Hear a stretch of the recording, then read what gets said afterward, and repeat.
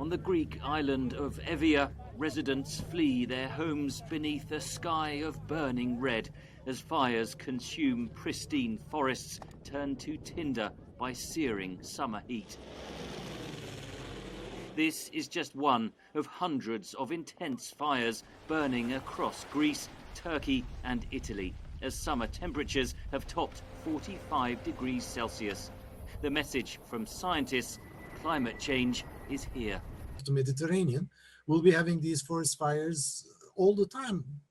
Therefore, this is just the beginning. It's going to get much worse. Intense heat and drought have triggered fires from the Mediterranean to Siberia to California.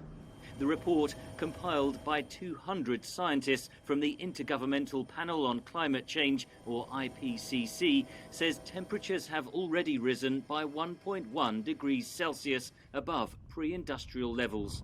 The United Nations Secretary General described the findings as code red for humanity. This report tells us that each of the past 4 decades has been the warmest on record since pre-industrial times. Further, it is indisputable that human activities are causing climate change. Human influence is making extreme climate events, including heat waves, heavy rainfall, and droughts, more frequent and severe. The report warns that global average temperatures will hit 1.5 degrees Celsius above pre-industrial levels by 2030 on current trajectories, the limit agreed at the Paris Climate Summit in 2015 and seen as a tipping point by many scientists. That's 10 years earlier than previous forecasts.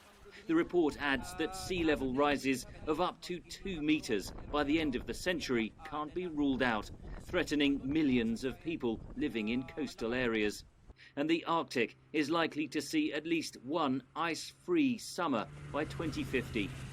But scientists emphasize there is a way out.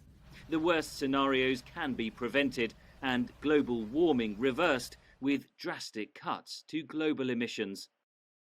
These aren't just small changes we can make. These aren't just sort of tinkering at the edges. These really mean whole-scale changes of the way we use and consume energy. Carbon dioxide is the main one, which we need to get to zero emissions by the middle of the century.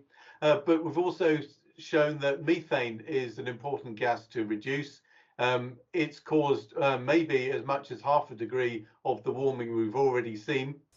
With the United States rejoining the Paris Climate Agreement under President Joe Biden, scientists hope there will be added momentum as world leaders gather in November for the COP26 Global Climate Summit in Britain. Biden's envoy for climate, John Kerry, said Monday that all major economies must commit to aggressive climate action during this critical decade. It's actually commissioned by the world's governments, this report. So we're providing information that they want, that they say they need to make political decisions. Those decisions will decide whether humanity can avert catastrophic climate change.